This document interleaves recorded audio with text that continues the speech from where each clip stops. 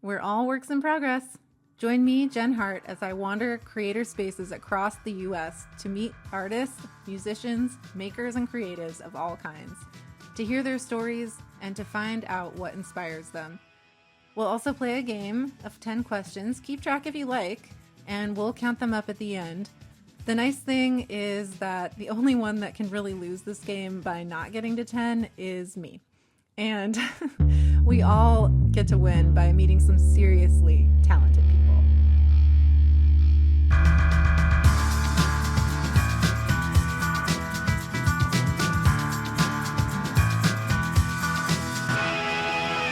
I can only see good things coming.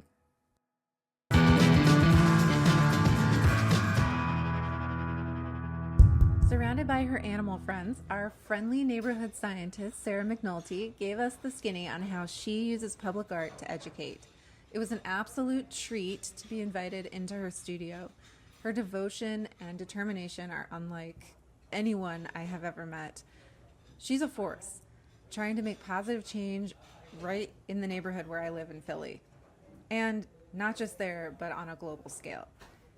It was humbling to hear her talk about how many times she has tried and failed and tried again to get grants and public support for the work that she's doing before finally getting one and making it count. I recently had to wrestle up some of my own determination when faced with a locked back door that left me stranded in the backyard with not many options.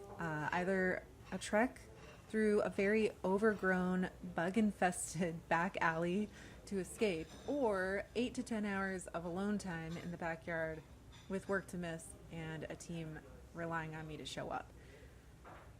For those that don't know me, facing a narrow alley filled with spider webs, unknown species of flying bugs, and a slew of mosquitoes is akin to facing a fire-breathing dragon. I would consider the dragon.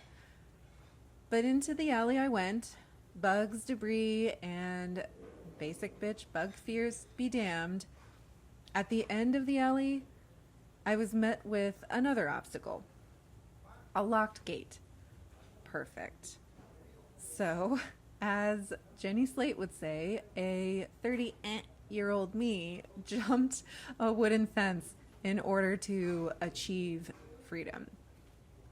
Upon emerging, slightly frazzled, a little sweaty, and slightly scraped from rolling onto my back as I jumped from the top of the fence, I then had to figure out how to get back into the house because the front was also locked.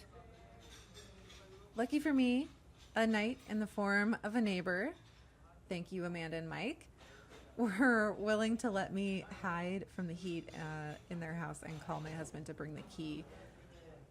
So it turned out okay. And my husband bought me dinner because, yeah, he owed me. My point, you never really know what life is going to throw at you. And though my obstacles came in a tidy set of 3 and were wrapped up in just a couple of hours, in Sarah's case, she's facing hundreds of rejections and rebounds and taking them 1 year at a time. It was a good reminder for me of what a person can do when motivated the right way to save ourselves from disaster. You inspire me, Miss McAnulty.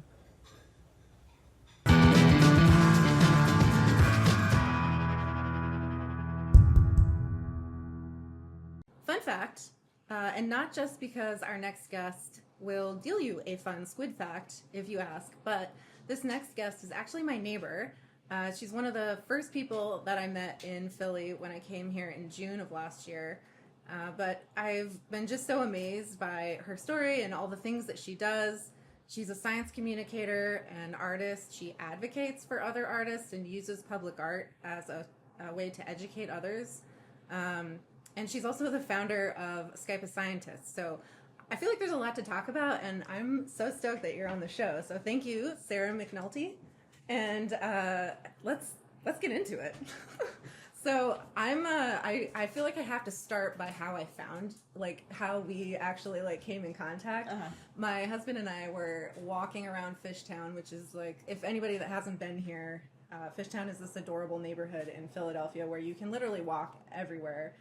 And we were just walking around the neighborhood figuring out our new city, and we came across this car that had squid literally like illustrated all over the car, and it said text to get a squid fact. And Tim was like, is this for real? And I was like, I think it's real. And so we were like fascinated, and we couldn't wait. We're like, who is this person? Who's this neighbor that we have in our neighborhood? And then flash forward, we went to a neighborhood association meeting and met Sarah. So, and we're like, and then I was like, oh my gosh, you're the squid lady. Which I don't know if you like to be identified as a squid lady. Perfectly fine with being called the squid lady. Okay, Yeah, very used cool. to that. Yeah. Do you find like a lot of people meet you that way, or like that surprised when they learn that that's your car? For sure. I think also a lot of people assume that the person who drives the Squidmobile is a man. Like if Oh, me interesting. and a man are at like near my car, they will talk to him directly and say like, "Oh, are you the squid guy?" And I'll be like, You're like, "Hey." I'm offended.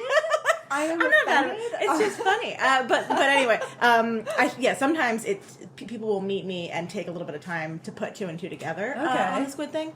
Sometimes it's literally right away because I'll be like wearing a squid shirt or something that like automatically identifies me.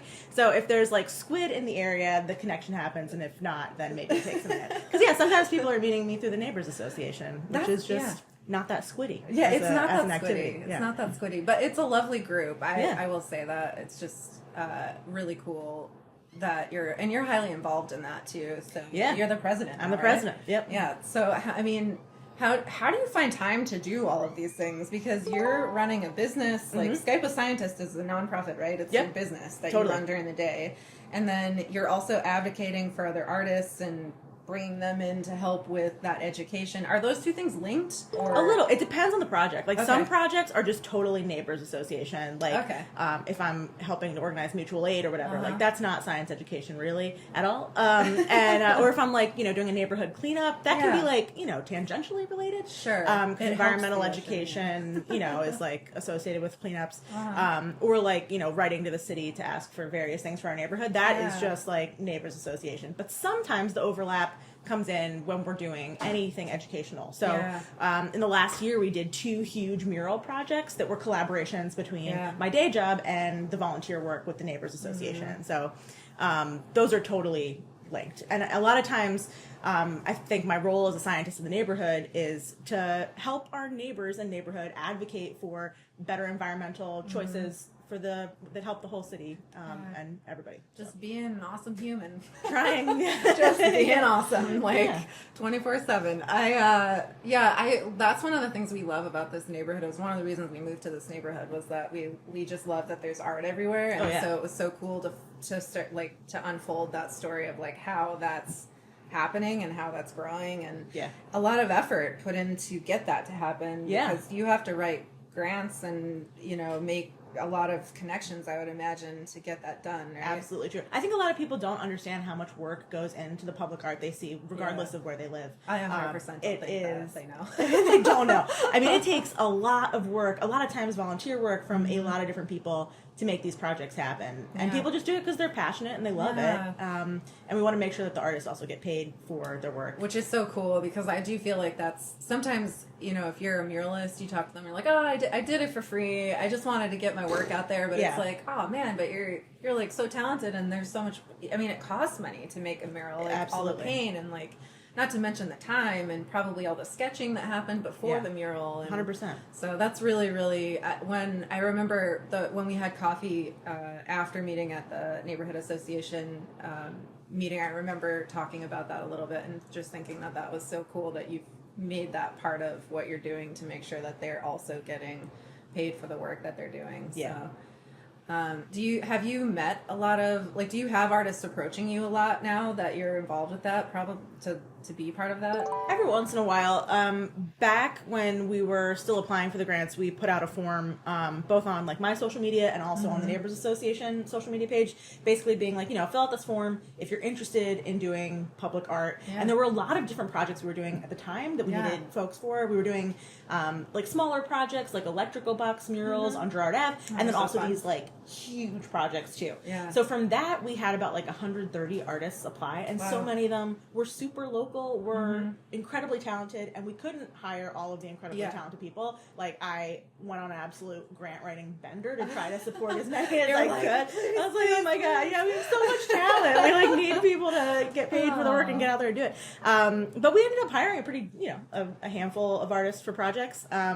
Which was pretty good. I forget where this sentence was going. But yeah, occasionally, a lot of times people, I think I'm doing my own art, which is true. But most of the time, the bigger projects, I don't want to be the artist to do it, because I'm not like trained as an art. I mean, I'm doing what I can in street art.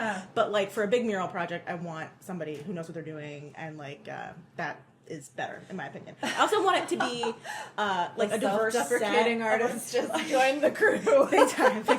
I'm like, you don't need to see my stuff. It's gonna be like brightly colored squid on a street pole. That's where I belong. That's my level.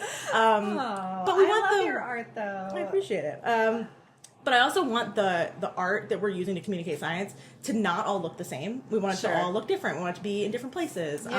Because different, just like different communicators appeal to different people. The people who listen to Bill Nye, the people who listen to like Ology's podcast are going to be different than those that maybe react to street art or react to a mural or whatever. And so we want to like infuse diversity in all of its forms into everything, so we hit the most people possible. That makes sense. Just making it super diverse and eclectic, so that you're appealing to as many people as possible. Exactly. Super strategic. Thank you so much. Very creative in a different way, right?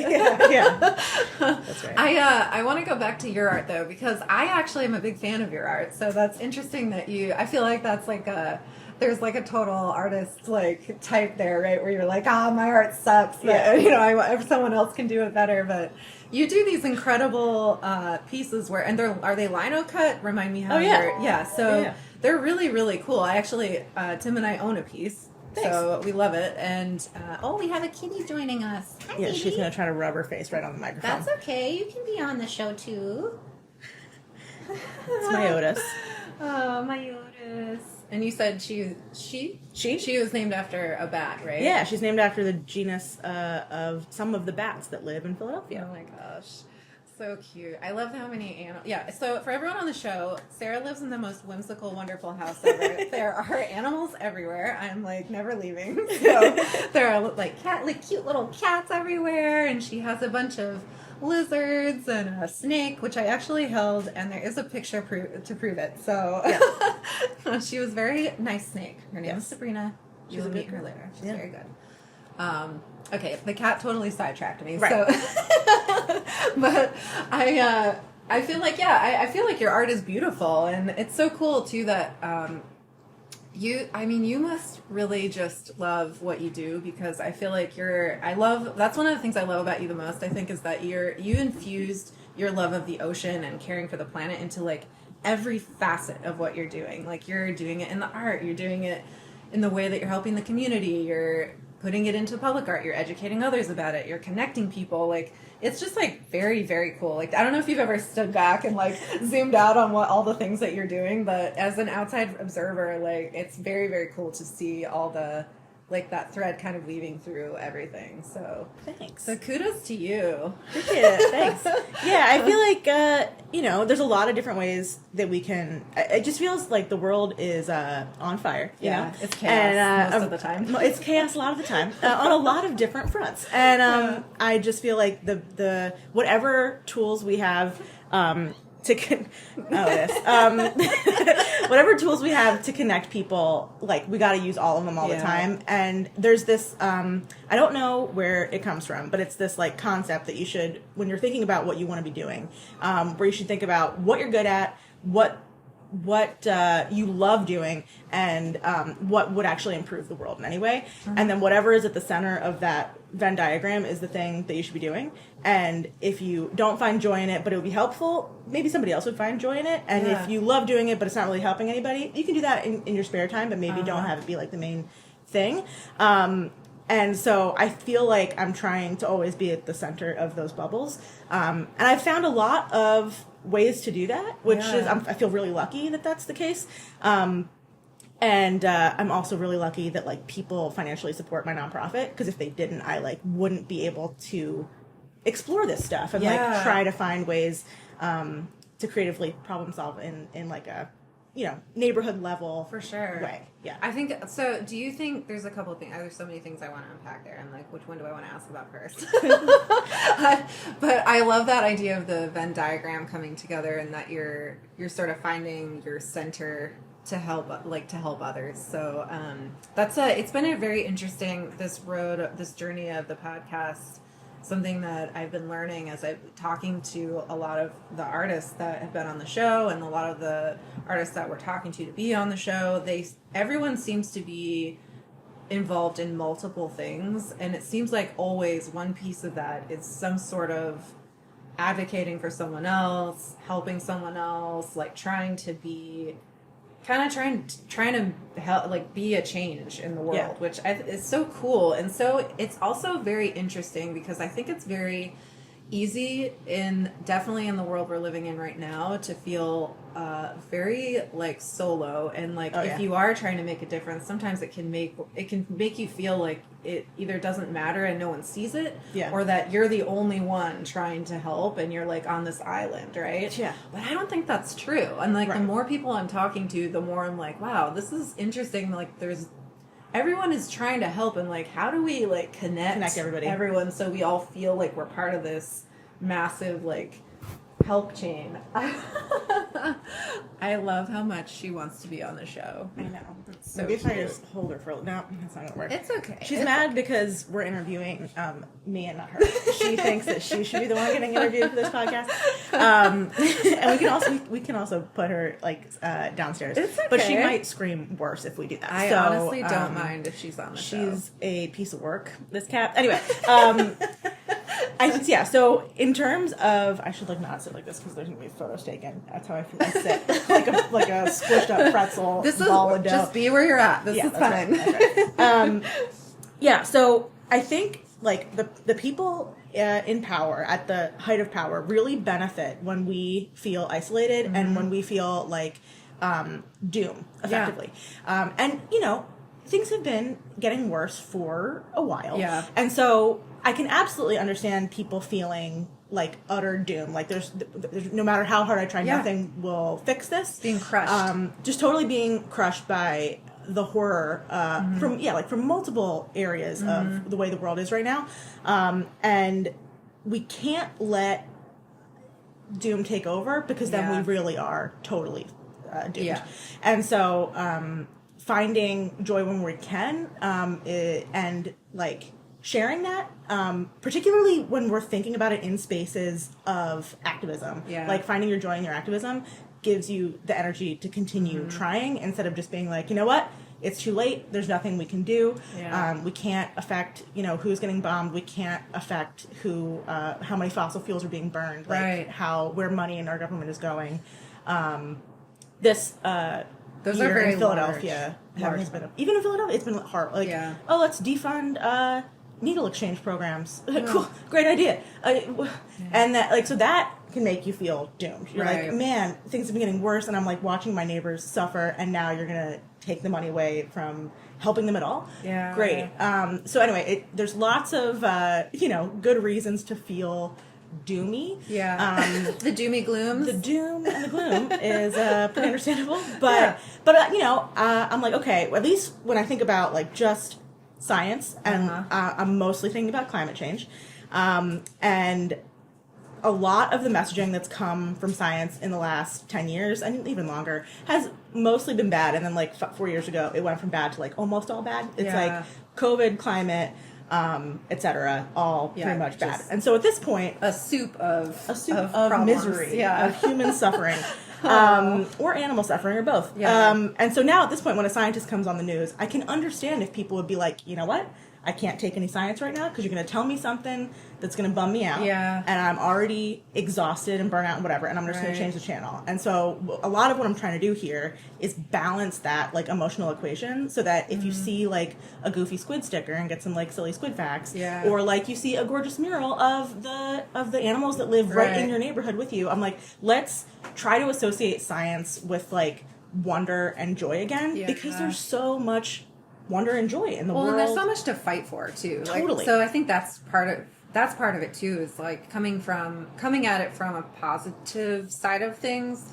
You're focusing on, the things we want and the things that are good, and not focusing on the things that we may not be able to change in this moment right now, because some of those problems are very large. And it's very interesting. This is also funny. This came up on another podcast kind of recently with another guest that we were talking about. Sometimes problems just some of the problems we have right now feel so big. Yeah. They're just so big. And how do you, as a one person, you hear people say this all the time, how do I can't do anything about that. And so it's just like, it just leaves them in like a puddle of like, I'm just not going to do anything. Right. But that's, going to the way that you're going about it, what you can affect is your area, like your neighborhood, like your area. Like you start with your front yard and then your neighbor's yard and then you know what I mean? And it grows.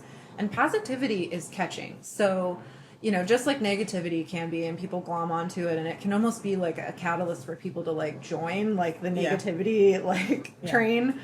Positivity is the same way. So like it's contagious. Passion is contagious. So, and I think too, like, we were talking about how you were saying you're so grateful that people are willing to, invest in what you're doing from a monetary standpoint as well. And I do think that that's a big reason of it. You're very passionate about what you do. And I think when people are passionate about something, it gives people something to believe in. Like something they're like, oh, maybe something good could happen from this. Like it doesn't all have to be a black hole of sadness. Yeah, for sure. So, I think that's really cool. And I'm wondering, I feel like a lot of people that listen to the show might be curious about how you go about doing that. Like, how do you go about getting funding? Like, it's a mixed bag. So, a couple ways we get funding. One is like for specific projects, we typically get grant funding. Okay. And so that can come from a variety of different places, foundations, etc. And so when we're doing a mural, that only happens when we get a grant. Yeah. And we got a couple last year, so that was awesome. That's amazing. Yeah. And then for like general operating, we've gotten like a grant for that, and it's currently keeping me employed right now, which Amazing. is awesome. Thank you, like Richard that. Lounsbury Foundation, for supporting my life. Hashtag. Yeah, thank you. And otherwise, like small donors. So that could be like Patreon, for example, brings in something like 10 to 15% of our budget every year. That's amazing. Which is awesome.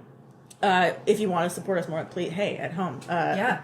Patreon.com/Skype A Scientist keeps me employed. But then also like merch. We do art for that too. So in an ideal world, I am taking like merch that communicates science in and of itself, and also some joy, ideally too, and then selling it so that we can fund more art and science and connecting people with science. So like we've done for 2 years now, we've done like Squid Facts advent calendars. I love them. They're so cute. The first year we did Squid Facts, so every day in Advent you scratch off and you reveal a squid fact. This past year we did crab facts. So I don't know what we'll do next year, some animal scratch off. So like that supported about 10% of our budget for the year. Oh my gosh, that's amazing. Which was amazing. Well, it's totally so fun, amazing. and it's so much like better than silly like and fun. chocolate. Like I mean, you can have both. I mean, you can I love have chocolate, but me too. Have 2 advent calendars. The educational one and the chocolate one. That'll be your full. You got all spectrum. things One covered. in the morning, one at night. Yeah, exactly.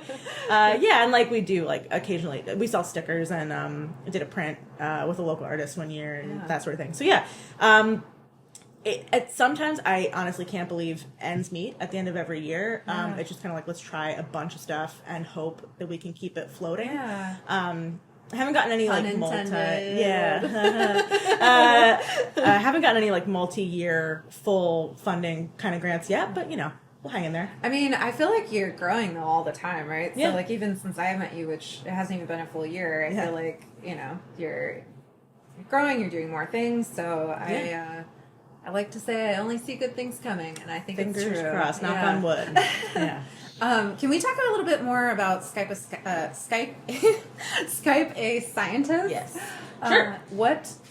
Tell us what that is. Sure. So we are an informal science education nonprofit, which means that we're doing science not necessarily in the classroom, even though sometimes we do end up in classrooms, a lot of the time. So effectively what we do, we match scientists with classrooms, scout troops, libraries, book clubs, any group of people that want to talk to a scientist, we'll match you with a scientist for free. We have like thousands of scientists that volunteer to talk with people. A lot of times, scientists, they're like working in their lab. All of their friends are scientists. Their family members sometimes are also scientists. Their social circles are all science. And so they don't really know, like they want to connect with people outside of science, but they're so busy just trying to like keep their labs running and like keeping the publications and everything coming out that they don't have the bandwidth to like reach out to their local schools or whatever. Yeah. But they know that they want to and should be talking to people about science. And so we make it easier for them to connect by matching them with classrooms. So you're like the go-between those two things. Okay. Yeah, yeah. And a lot of times, classrooms maybe can't afford to do a field trip, but they want to bring like an actual working scientist to talk to their students. And we'll offer that for free. We've got like 30 categories of scientists to choose between. So if you want a marine biologist like me, we got you covered. If you want to talk about space, we got that too, chemistry, whatever. Even social sciences are included as well. Wow. So, and that's free. So totally anybody free. Can reach out to you and say, hey, I need a scientist to come talk to my group of students or my group of friends or whatever gathering. Or whatever gathering it is. As long as it's a group, you are good. And then they virtually will show up, like it's a Zoom type thing, or? Yeah, exactly. It's whatever video chat platform you like. Okay. Skype and Scientist just both began with the letter S. Yeah. So it's a cute name. I love it. That's how that works. So we do that. We also do live streams about once a month. Okay. Once you get matched, you and the scientist should talk about what your group's needs are, what you're hoping to learn about, and then pick a day and time, and then go from there. Is it kind of like so the scientist that comes will give like a presentation, or do you do it like a Q&A? Usually Q&A. We want to have it be, we want people to have the opportunity to feel like they've like met a scientist, not just gotten like talked at by a scientist. So we really think that conversation is the way to go there. So there might be like a 10-minute, like, here's some pictures of what life as a scientist looks like. Because a lot of students they've never met a scientist, so they don't really know what that life looks like. And I've learned that like sometimes students will be like, do you have a dog? Do you have a boyfriend? Because they want to know, like, and it sounds like a silly question. Like some scientists are like, why are they asking about my personal life? And it's like, because they want to know what their life would be like if they were a scientist. They want to know, will they have time for a dog? Will they have a social life? Like that kind of thing. Yeah. Well, and the word scientist, as like, I mean, I'm trying to like put myself back into like my shoes when I was in grade school or junior high, where like, that sounds like such an important job, and it feels very big, and it's like you almost conjure like a stereotypical like a lab genius. coat with it feels like I could do that. That's like, oh my god. So it's cool that you're getting those questions, because it does sort of normalize a little bit it makes it more attainable, more approachable. Totally, making science feel achievable and approachable is absolutely the goal. And I think just like meeting scientists is a great way to do that. So we tried to do that at scale to connect as many people with scientists as possible. That's so freaking cool. I can't even. Wow. Thanks. I have to ask, because so I'll tell you a story in a second, but I have to ask, what is the craziest question you've gotten from a kid? Okay, I already know the answer.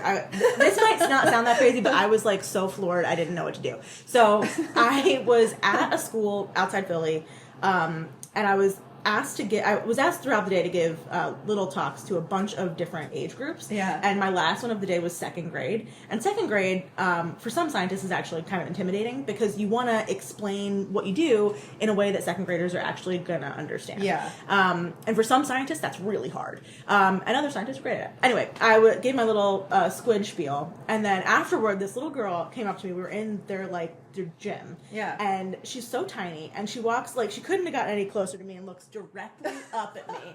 And I'm looking directly down at her. She's like so little, and she just says, "How do squid live?" And I was like, "What?" You're like existential. Yeah, exactly. I was like, and I was like, how do I answer this question in a way that makes sense to a second grader? I was like, well, they swim and they eat fish and shrimp. Yeah. And then they meet other squid so that they can make more squid. Yeah. I was like, is that a good answer? Does that make so. sense? Yeah. I don't know. I was like, well, what makes a life? Like eating and moving around and mating to make more, I guess, for most animals. So I was like, was she satisfied? She went, okay. And then she just like toddled away. I was like, okay. Oh my gosh. Cool. Hope that helped. Second grade, I agree. Like that age group, it's tricky because they're still so little, but their little brains are working overtime. wildly, and they don't know what we don't know. Yeah. And they don't know what we do know. So they'll ask questions that are like, how on earth could I know the answer to that question? Because you don't know what we know. So how do you know what we don't know? Which is really, really fun. It's such a cool, it's such a cool thing to, sometimes I feel like talking to a kid can like really give you perspective because they're so, they're not jaded yet. Oh, right? yeah. Yeah. So like they totally believe they can save the planet still. Yeah. They totally believe that they can do anything. Like they haven't had that like, life hasn't been crushed. hasn't beaten them into the ground yet at all. Yeah. So it's like such a pure, for most kids. Unfortunately, I think there are probably some kids that maybe don't feel like that. So, but I think for the mass, for the majority of kids, they're still very like untouched by the world. So, I used to go to schools and read to kids. So I had a picture book a while back that I was promoting, and I would go to schools and talk to them. It was so cute and like fun to like interact with them. But I also, and this was funny, it's also a second grade class. So it's interesting that is the age group that is like throwing out the crazy, like the really going deep. Yeah, like, yeah, totally. And so it was like the very last question of the day, and I was kind of like beat, like, because it's a lot of energy. Like you're giving out a lot of energy in that because they're kids, so they're not giving it back if you're not putting it out. That's exactly right. Yeah. So this kid raised his hand, and he's like hand shot up, and he was like, I was like, okay, well we're doing it. So I was like all the way in the back, and he goes, what is the thing that what is the biggest failure you've ever had? And I was like, the last question of the day, I had read to the kids all day at this point. And I was like, stunned. I couldn't speak for a minute. Like the kids in the front row were giggling because I was like, floored. What do I say to this kid right now? I'm like, I can't really tell him what my biggest failure was. Right. So, too personal. Yeah, like it's like, how do you explain that to a kid? And I think that I don't even remember what I said. I think I conjured something that was like, tried to spin it in like, everybody fails, and the important thing is that you learn from it. Right. So I tried to keep it light, but I don't know that he was satisfied because I think he really wanted to know. You want to know precisely what emotionally ruined you the most. Yeah. I tried to this is a thing that both science and art absolutely have in common. You got to try a lot and fail a lot. Yeah. Otherwise, you're never going to really do anything. 100%. And so early on in grad school, I was on Twitter talking to other scientists, and somebody was like, they aim for like at least 20 rejections a year. And framing it that way helps them just like start taking swings and hoping something works. And that's, I think, like just adding my failure. It's like up on the wall right here. You got like the grants that I've applied to for the year. That's grants I've applied to, not grants that I've gotten. And so that's not quite a failure chart, but it's like, we got to just like focus on the swings as opposed to the wins, because the wins are obviously going to help you right away. You don't have to worry about tracking those. Like, you're going to just be happy about those. But just like keep swinging, so that the failures don't feel so bad anymore. No, I love that chart too. I didn't even notice that. And so everyone that's listening will get to see this amazing room that we're in right now. But there's like art everywhere, and some of it's Sarah's art, some of it's art that people have given her. But she has this really great chart that tracks this, and they are squid that she's filling in. Naturally. On brand. Yeah. Even behind closed doors, still pretty on brand. Yeah. I think that that's a really cool thought just in life too, right? Like no matter what, because I'm also a believer of, creativity isn't just what we traditionally think of in art, right? In art spaces or like typical like quote unquote art careers. People use critical thinking and creative thinking in every career, and I would imagine and have seen it with you, like in science. Like, I mean, you have to be constantly creative to try and make sure people are getting a message out, to try and solve problems. I mean, creativity is at its essence just solving a problem, right? Finding a new way to look at something, a new perspective. So thinking about failure that way makes it feel less crushing. I mean, because starting a new thing of any kind, of anything you want to do, there's like this anxiety, right? Like, oh my gosh, what if this doesn't work? But what if it does? Yeah. Like, what if it does? What if it's the one thing in 10 that you try that does work, and that could totally change your life or someone else's life? So that's really cool that you're like just setting them up and knocking them down. Right. And sharing failure, I think, is really important too. Yeah, and just like normalizing it. I was just second grader kid. I didn't give you your. I fail every day. And every that was failure the truth. doesn't hurt me as much anymore. It's no failure is big when I fail all the time. I couldn't crush him with that. He wasn't ready. Yep. I was just talking. I was like DMing on Instagram with another Philly artist. And I like literally screenshotted my spreadsheet of grants I've applied to, and I color code them when they like succeed or fail. Okay. And the every year it's almost all red. It's like it's green if I got it, and it's red if I didn't. And it's like 90% red and like a little bit of green in there. And I just like took screenshots of the last couple years of grant applications because he just had mentioned something about like he got a rejection letter for a thing he applied for. And this is like one of my favorite Philadelphia artists, El Toro. He rules. And his work is great. He's been doing it for a while. Like incredibly well respected. And it's been from the outside looking, you would think he's been absolutely 100% killing it all the time because he's been like getting a lot of cool projects and public art, and like so particularly for like younger people starting out or just people that have been bummed out over time. It's like but he gets rejection letters too, and sharing that. Of course, otherwise we wouldn't have jobs if we didn't. There's get no rejection. growth without failure, right? So like in any. Whether you're talking about mentally or just in a physical way, that's... you're gonna do it. So anyway, I was like, look, lots of failure. We're all out here failing all the time. just constantly failing. Constantly falling flat on my face and getting a coffee and keeping going. I'm just curious, how many grants per year would you say that you apply for? Between 15 and 20. Wow. So that little chart, I should have 2 squid up there worth of stuff. Wow. It currently has a list of 10. We got to do 10, and then we'll try to do 10 more. But some of them are a huge pain in the butt. Many pages, many forms. Like those are like the government ones. Like the Department for Environmental Protection in Pennsylvania has an environmental education grant. That grant is no joke. It's like a lot. And then, or like National Science Foundation grants are like literally you're submitting 100 pages of stuff. Oh my gosh. Oh my god. And then there's like the Awesome Foundation in Philadelphia. You can get $1,000 for a little project that will take me a couple hours as opposed to a couple days, weeks. And you can't win if you don't try, right? So it's like...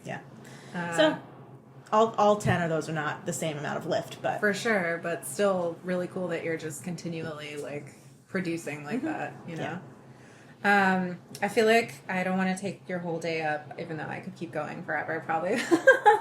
I have 2 more questions, actually. So, first, would you give us the squid fact? I feel like of course. We need one for the show. Squid blood is blue.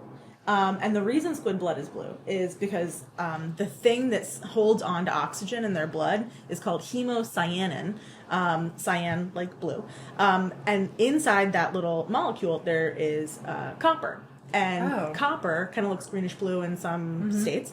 And that's what makes their blood blue. In our blood, we've got hemoglobin that has iron in it. Iron is red. That's why our blood is red and their blood is blue. Oh my gosh, that's so cool.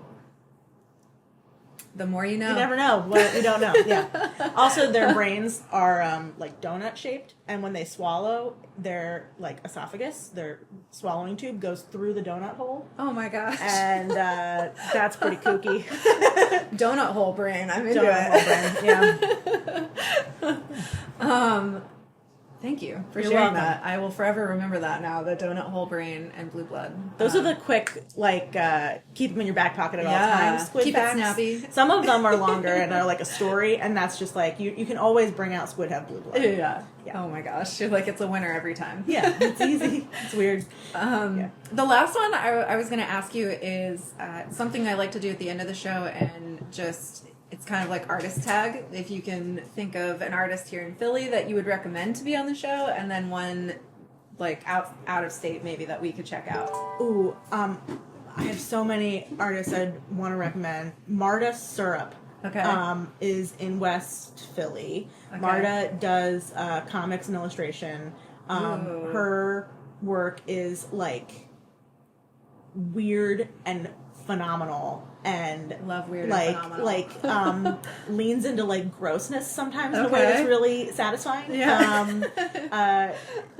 There's a comic that Marta puts out called Mystery Meat. Okay. Just like about her life, Like a lunch lady? Yeah, like a lunch lady. Yeah, here we go. It's so weird my and gosh. wonderful. That's so cool. I did a show. I like this is like the kind of stuff that I love doing. My friend Pete is a deep sea biologist, and he got a grant to do deep sea biology. Especially, this is actually perfect.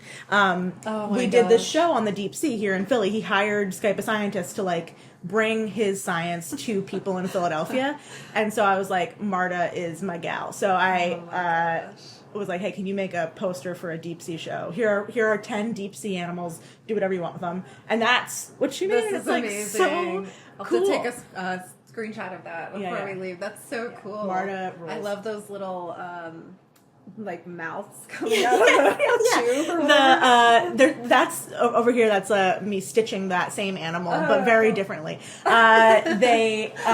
They're deep sea tube worms, and they're red because again, iron. Yeah. They've got bacteria in them that take like sulfur and stuff from the water, and they turn that into food for the gosh. animal. So they're it's a partnership. beneficial. Animal bacterial partnerships doing the stuff, and in the deep sea, it's like that's like the core of how that ecosystem exists. Oh my gosh. That's so cool. And I think that they do look like lipstick, and so They do Marta look like turned them lipstick. into these like little mouths, and it just rules. Yeah, Oh my so gosh. that's so fun. cute. Rosemary Moscow. Rosemary Moscow. She is like not a scientific illustrator, a scientific comic writer. Ooh, cool. She makes these funny, adorable comics about animals that will make you both laugh and learn something at the same already time. She wrote a book about pigeons, like pigeon watching. Oh my god, my husband would die. He So loves great. it. Let me confirm one thing real quick. Sure.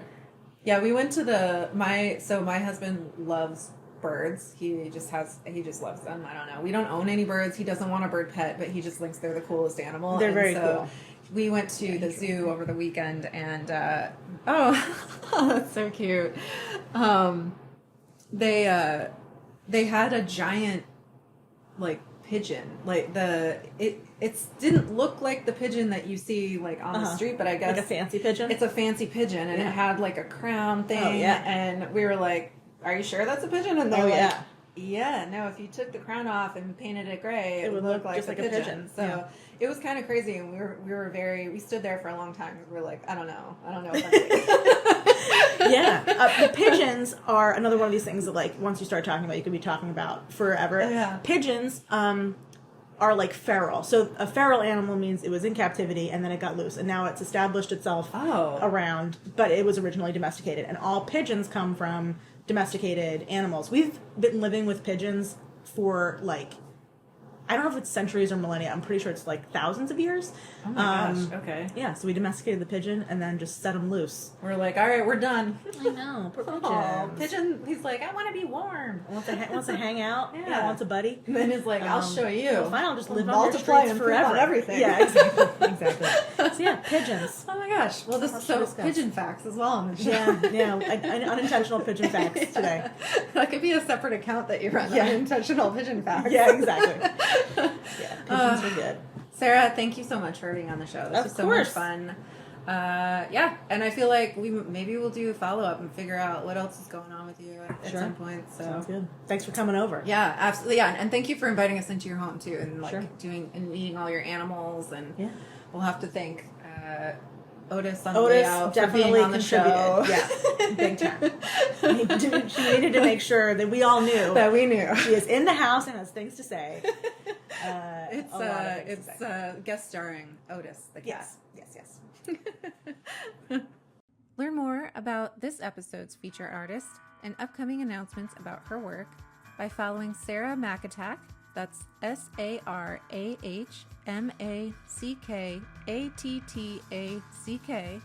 on Instagram, TikTok, Twitter, and Blue Sky, or by visiting her nonprofit at skypeascientist.com. See our show notes for more ways to connect. Just like that, this episode of the Artist 10 podcast is in the books. But wipe those tears, my dears. We will be back with more inspo, know-how, and creative collabs. In the meantime, do tag along with us on Instagram at Hearthouse Creative or TikTok at the Artist 10 Podcast. Click that follow button to subscribe on Spotify, YouTube, or wherever you feed your brain from. Till the next time, I'm Jenn Hart. Keep creating, Heartists. This episode of the Artist 10 Podcast was recorded from the home lab of Sarah McAnulty. Thank you for inviting us into your home and introducing us to all your animal friends. They were so cute. The show was produced by Hearthouse Creative. Photos and video content were captured by Kathy Berry at Beaumont Originals on Instagram.